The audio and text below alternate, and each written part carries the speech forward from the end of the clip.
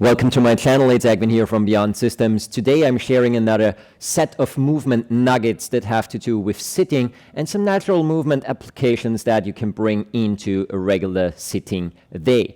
Last video I talked about breathing in sitting. If you haven't seen that, check it out. Some really interesting insights in there. And now let's jump right into sitting as such. Now, first of all, most people will probably sit down like this. Maybe I over-exaggerate a little bit, and stand up like this. Now, I want you to pay specific attention to my neck. See? Right now, when I sit down, my head is tilted backwards, and I have this compression in the back of my neck. Same thing for most people when they stand up. They compress the head like this. It's called end gaining in Alexander technique, for instance, this lifting the head up and sort of leading with the face rather than with the crown of your head. Now, an optimized way of doing this would be to keep the cervical spine elongated while you're doing it. Why? In order to take pressure out of your suboccipital joints and the suboccipital muscles back here, the short neck muscles. When you reduce tension and pressure in those areas, you drop the overall tension in the body. Not in a bad way, not in the sense of slouching down, but in the sense of your baseline tension will go from stressed out to a little bit more relaxed. And that's exactly what we want to achieve, right? We want to give the body, as often as possible, soothing impulses throughout the day rather than adding on one stressful impulse after the other.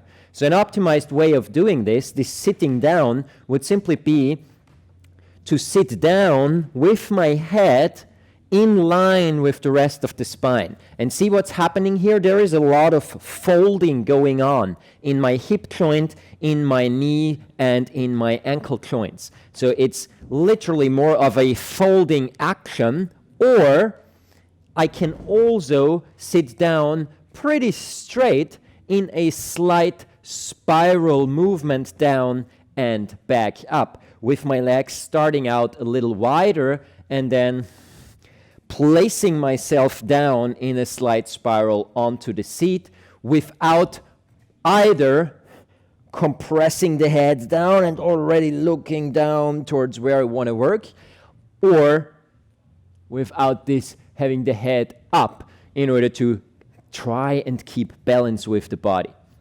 So that's the first important thing. Really make sure to sit down in this action of folding. The way I'm standing right now, this very correct, squared off way, you can't really do it in this position. So you need to put one foot a little bit further in front than the other, start to bring the hip down, and see now this 1 foot forward, 1 foot back gives you a little bit more balance to actually be able to actually almost push out of the chair in elongation of the spine upwards. If you do it on the side, just stand on the edge of the chair, basically, legs are open, and drop your weight down by bending the legs. See, the rear leg could potentially leave the ground with the heel. It's always about this differentiation rather than this complete straight squatting type of sitting down. This can also be done if the chair is not a quote-unquote solid one like this one, but if the chair is a spinning one. You can do the same thing. You only have to be a little bit more careful not to push it away with your feet, but just dropping down onto the seating works just as much. Talking about the seating takes me to the second nugget element that I want to talk to you about today. Now, personally, I would always prefer a seating platform that is parallel to the ground, rather than, like this one, angling slightly back or angling slightly forward. Why is this? This is because I want my sitting bones to be on a flat surface so that my spine can move freely on top of it. You probably have never heard of anyone saying you want the spine to be able to move freely while sitting, or only very few of you, but the thing is this: keeping the spine in one specific posture, like this 90-90-90 posture or something like that, that's as unnatural as it becomes, and it's not healthy. Every single process in our body is a dynamical process. Our heart pumps, our lungs fill up and contract again, or not the lungs contract, but they are compressed again. So every single thing that has to do with life is a dynamic process. So it's really, really important that when we spend time in a certain task, we also can move with that dynamic that is present in our bodies.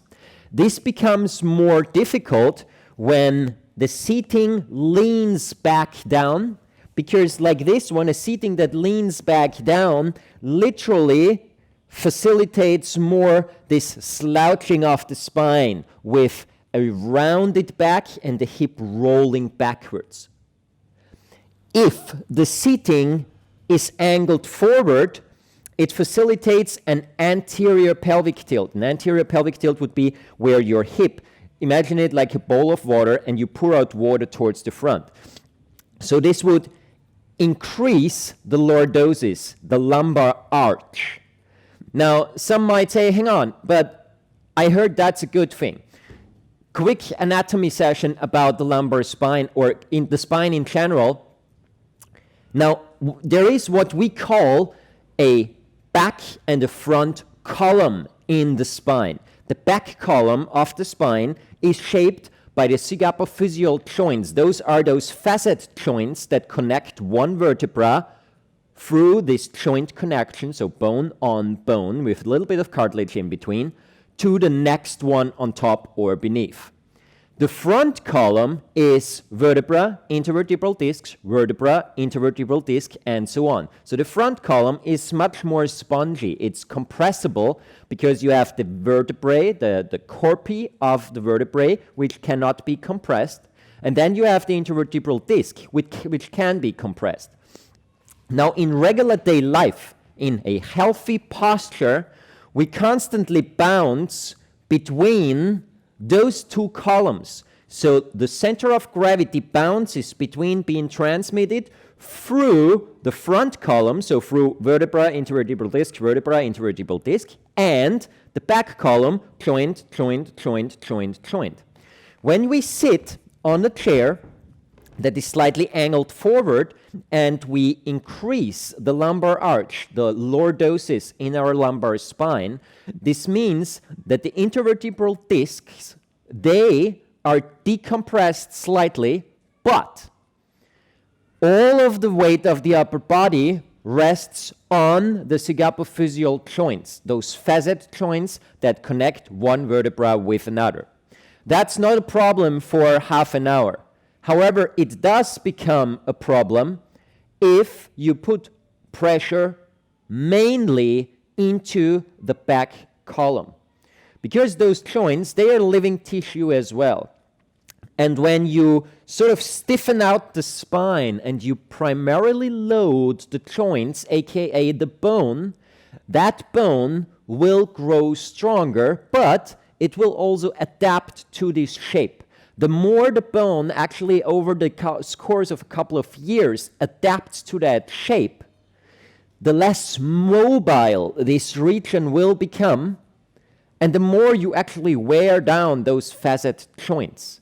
Because biomechanical forces in walking and so on, they have to be transmitted through the spine in a dynamic way. If that dynamic falls out of the equation because it's only stiff, because that's the only thing you show it 8 hours a day, 5 days a week for years and years to come, then in this case, every mechanical force through walking and so on will be transmitted through the body much more rigidly and create actual put on top of each other, eventually more joint damage, more harm in the body. So what we want to do is we want to have a sitting position that's pretty much parallel to the ground so that we can adapt. Sometimes if we're really focused with something, we might lean a little bit forward towards the table, maybe even rest the arms on the table. Yes, I just said that. I know there are people out there who say, well, the chair has to be as high that the arms are always only hanging in the shoulders. We'll talk about that in a second. But when you lean forward, then you'll automatically engage your lumbar spine a little more and get more into the game rather than slouching down like that. That would be the more problematic position because it restricts breathing a lot. However, if something does not require 100% of your attention, then with a parallel seating position, like the seating parallel to the ground, it's easier for the hip to roll into a posterior pelvic tilt on the sitting bones, erecting the spine back up, elongating the back of the lumbar spine. Yes, putting a little bit more pressure on the intervertebral discs, but taking pressure off the rear column. And this is actually something, this rhythm, bouncing between the front and back column of the spine is actually something that has a lot to do with the ability of free natural breathing in sitting, standing, walking, in everything. The spine of a healthy person always goes in a wave-like pattern, a minimalistic wave-like pattern with the breathing mechanics. If the seating position is hanging either backwards or forward, you deprive the body of that minimalistic wave, and in order to actually do it, you would have to use exaggerated force. So that's why I would choose a seating position that's parallel to the ground. Another reason would be if you sit on a chair that's angled slightly backwards and you are sitting deeper in the chair like I am right now, now the chair actually presses quite a lot into the back of my thigh here, into my hamstrings, which isn't a good idea either, because when it compresses the hamstrings, my blood flow in the legs is limited, is reduced.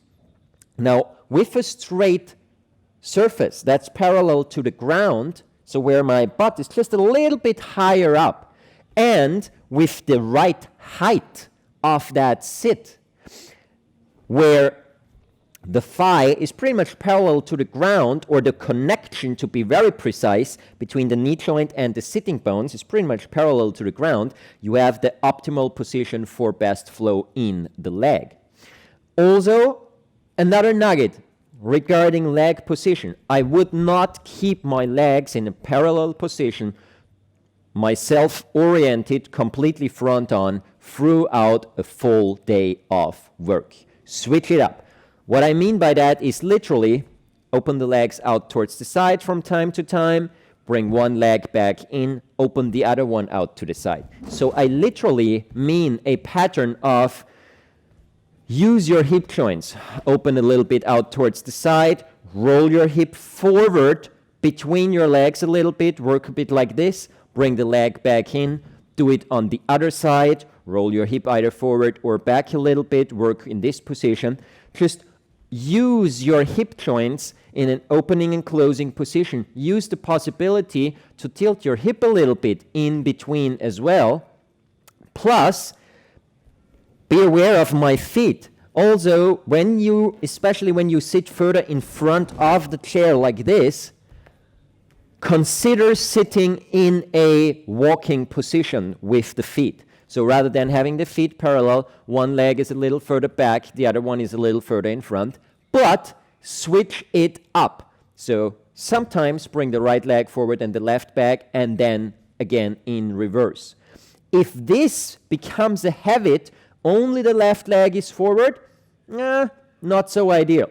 If you switch it up, all right, then you actually give the body a more diverse surrounding, more diverse impulses, and it has to stabilize itself in different ways, which takes wear and tear and tiring out of certain muscle groups and improves blood circulation. Every single time you use another muscle group, one can relax, can be flushed a little better, the other one has to work, and so on. So it also aids blood circulation.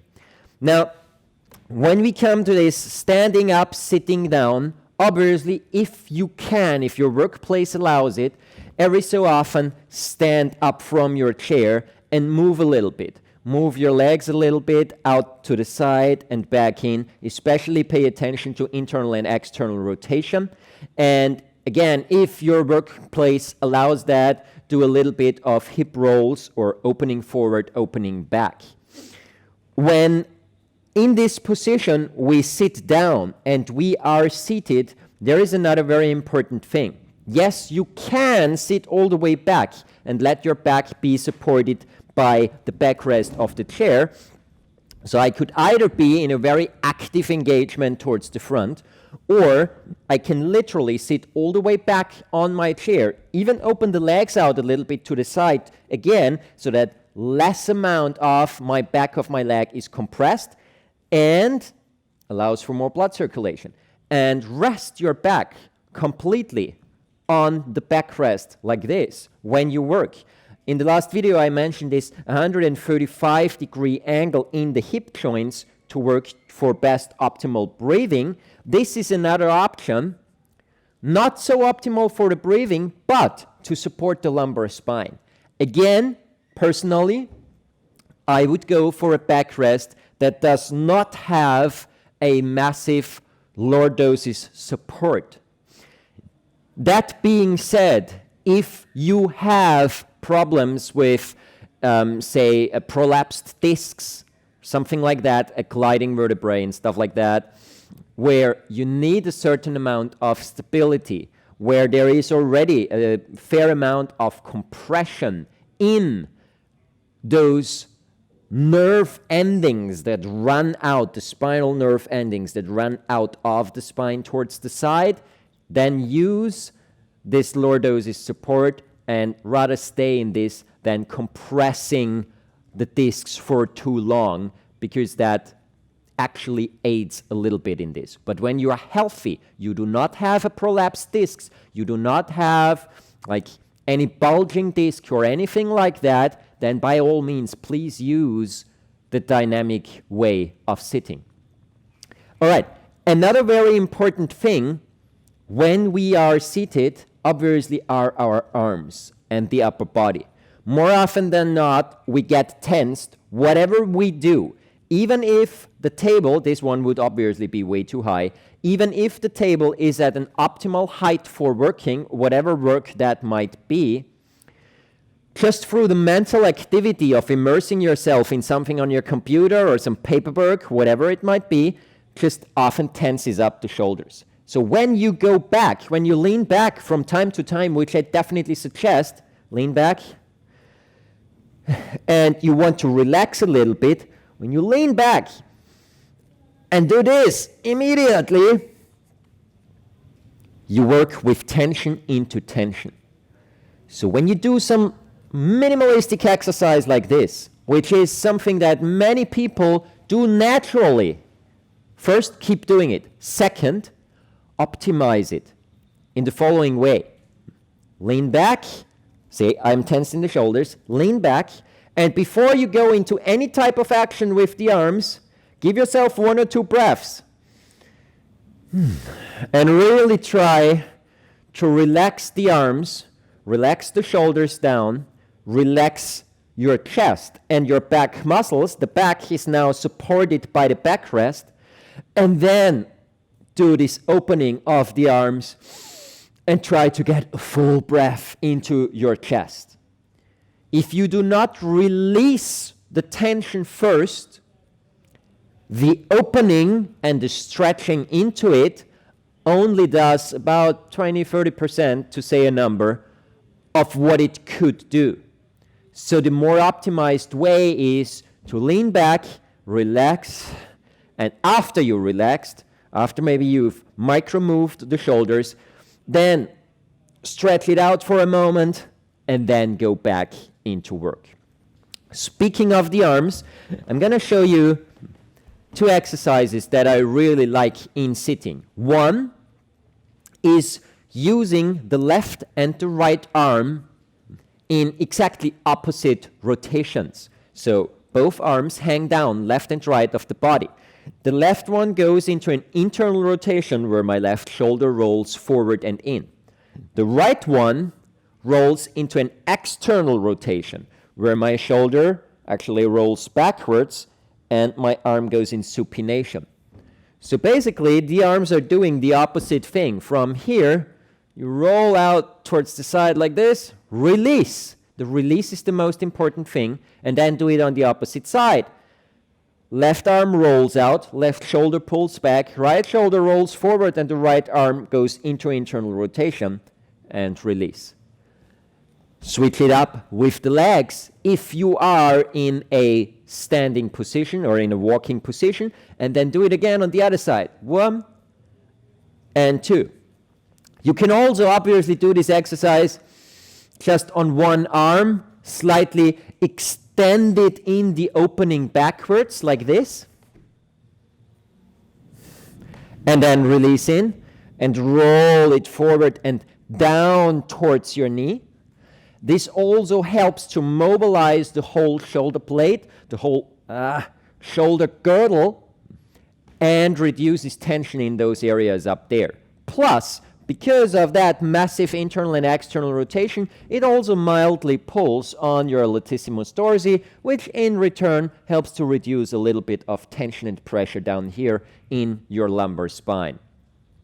Another thing, when you are in a sitting position, rather than doing simple shoulder circles, which more often than not generate more tension than they release, have both hands resting either on the table or better even on your legs.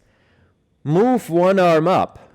Lift the shoulder a little bit in front. Lift the elbow. Move the arm back and let it drop down again. And then come from the opposite side and move it back in. Move it up and back. How big this circle is. If you're doing a huge circle with your elbow, or just a rather small one because you might have pain in your shoulder from not using it a lot or shoulder injury, whatever, doesn't matter. Just use this engagement, plus see to it that the rest of the body works with it. So it's not, watch my body, it's not this. See, now it's only my shoulders working. It's actually this. When I lift the shoulder and the arm out towards the side, I also open my chest out slightly towards the side and then roll back in. And then I do it on the other side, slightly opening the chest and dropping it back down. Opening from the rear and opening it back and closing it back down. So those are simple things that you can do to mobilize the chest a little bit. And the chest and shoulder region is one where there is massive amounts of tension built up throughout a day in sitting. Now, another very important thing, obviously, are our feet and the lower legs down here.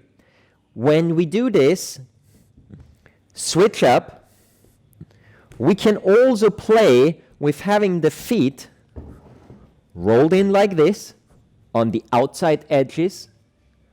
Place one leg further forward, the other one back there, and walk a little bit. Play with your toes, play with your whole foot from time to time. If you can, take your shoes off, if your workplace allows it. A lot of different variations, obviously, on what's possible in which workspace. So, but if possible, take your shoes off. Maybe walk a little bit around on the shoes to give your sole of the foot a little bit of a workout with different textures rather than just a flat floor. This is also something that helps you to remind the arch of the foot that it's a good idea for it to work. And I can also tell you, mobility in the ankle and a healthy arch of the foot have a lot to do with tension in the shoulders and the head joints. So this is a good thing, just to keep them a little bit engaged as well and play with them. Sometimes, and that brings me to a very important thing in this whole concept. No, you do not have to use those exercises on a regular basis in terms of every 5 minutes I have to do one of those exercises. That's not necessary at all. What you do want is to incorporate some of those exercises throughout your day whenever they pop into your mind. It's really about reminding the body as often as possible of its capacity to move those different areas.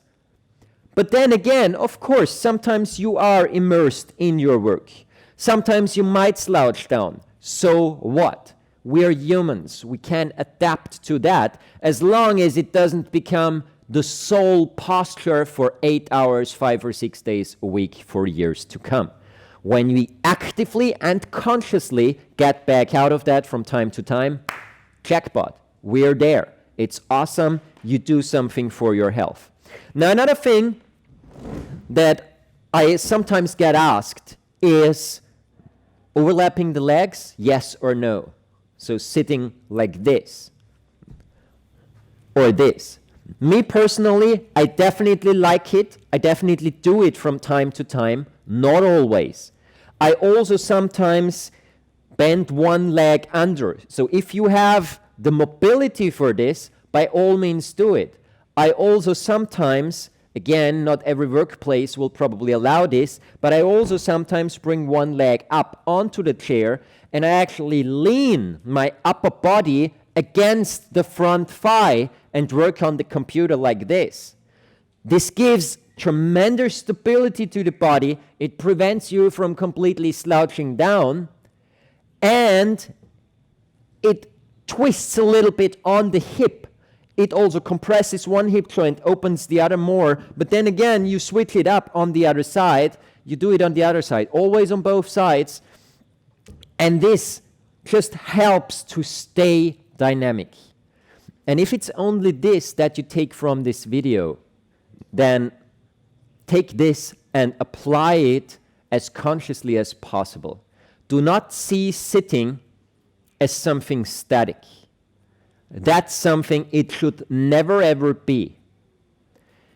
If you are sitting in a specific meditative pose, in a lotus seat, and you're doing a specific yoga meditation, all right, there you intend to sit like this, but then your main focus is somewhere completely else. That's not what we're talking about here. And even in those meditative practices, that's why yoga was developed. The meditation out of the Vedic tradition, that's the reason why yoga was developed, in order to support the body to be able to sit longer in meditation. So you see, there's a... All right, obviously the video cut off because of the time limit of my camera here. Okay, so I was just mentioning that obviously in yoga you have that balance again, right? You have the yoga asanas to balance for the seated meditation. But that's not what we are talking about here. What we are talking about here is a real life working situation, which for most people is not sitting in meditation for a whole day, but sitting in front of, say, a ticket counter or at a workspace with a computer and stuff like that. Which brings me to one last nugget element in this whole game. When you have the possibility, the structural possibility given by your workspace to rearrange the position of objects on your table, then by all means do so every so often. Not every day, not even every week, but maybe every month, once or twice. And what I mean by that is when you sit there and normally your monitor, your LCD monitor display is in front of you, just shift it a little bit to the side. Take the keyboard a little over to the other side and the mouse pad over to this side, or turn it in the opposite direction. Now, for some people, again, it might ring in the head, yeah, but shouldn't I look straight in my... Yeah, you should. But, again, it's about diversity. It's not about creating one fixed situation. if you can't break out of a fixed situation, then take that chance. It is the more natural and healthy thing to do for the body.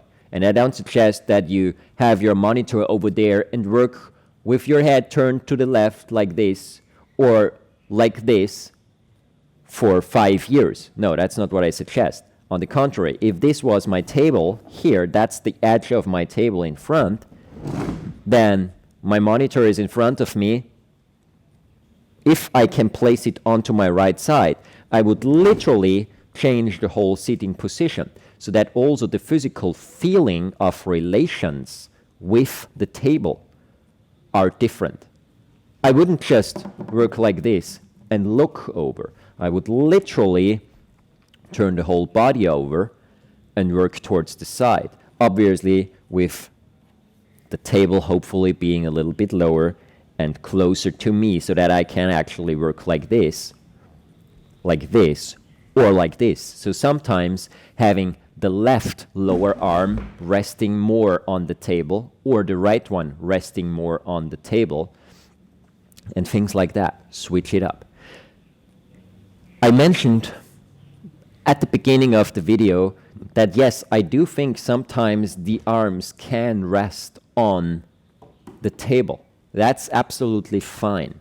From time to time, it's okay to do that. Even if the table is at perfect working or your keyboard is at perfect working height, from time to time, just to lean in and maybe take a closer look at something, do it by all means. As long as it's not a fixed pattern where you just work like this, write emails like this, that's not what I'm talking about. What I am talking about, again, is this diversity in it.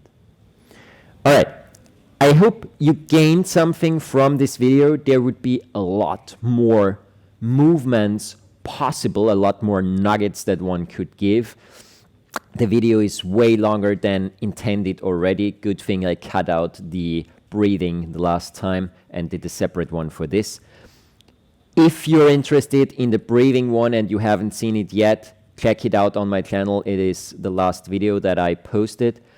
And also subscribe to the channel if things like that are of interest to you and you want to get more nuggets like this and in general want to know a little bit more in detail what this mind-body emotion connection is all about, how you can use knowledge about that to improve your overall well-being and health in your regular day life.